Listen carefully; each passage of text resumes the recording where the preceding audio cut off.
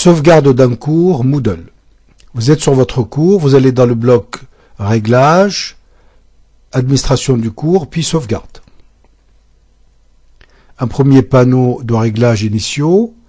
Vous devez donc ici déterminer ce que vous souhaitez sauvegarder. Par défaut, Moodle sauvegardera les utilisateurs jusqu'à les données détaillées d'achèvement d'activité. Si vous souhaitez en plus inclure l'historique du cours, vous cochez ou pas. Historique des notes, oui ou non. Donc vous regardez tout ça et vous cochez ce que vous souhaitez.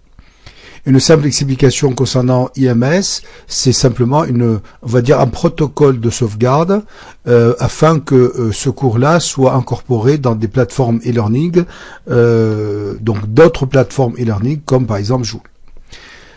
Vous allez donc, une fois que vous avez déterminé votre choix à suivant en bas, vous arriverez au réglage du schéma de sauvegarde et vous pouvez ici cocher ou décocher, plutôt décocher ce que vous ne souhaitez pas. Section 10 par exemple, je n'en veux pas. Section 8, je n'en veux pas. Ou bien j'en veux et j'en veux.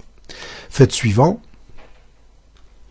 Moodle proposera nativement un nom de fichier de ce type-là avec backup, donc sauvegarde de Moodle 2 parce qu'on est en version 2. Donc d'un cours numéro 13, 88, etc., etc. Vous pouvez changer tout ça, sauf l'extension à la fin.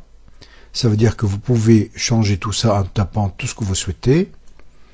Par exemple, ici, mon cours sauvegardé.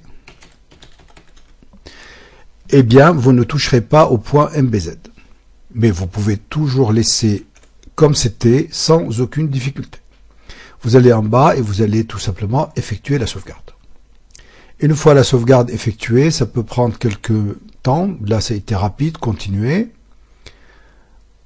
Vous avez ici vos fichiers de sauvegarde de ce cours-là. Moi, je l'ai sauvegardé une première fois, puis une deuxième fois. Je peux maintenant le télécharger, ici pour le mettre sur mon propre ordinateur. Je fais télécharger, je fais enregistrer. Je le dépose dans un répertoire de sauvegarde, enregistré, ainsi je l'ai donc deux fois, une fois sur le serveur Moodle et une fois sur mon ordinateur.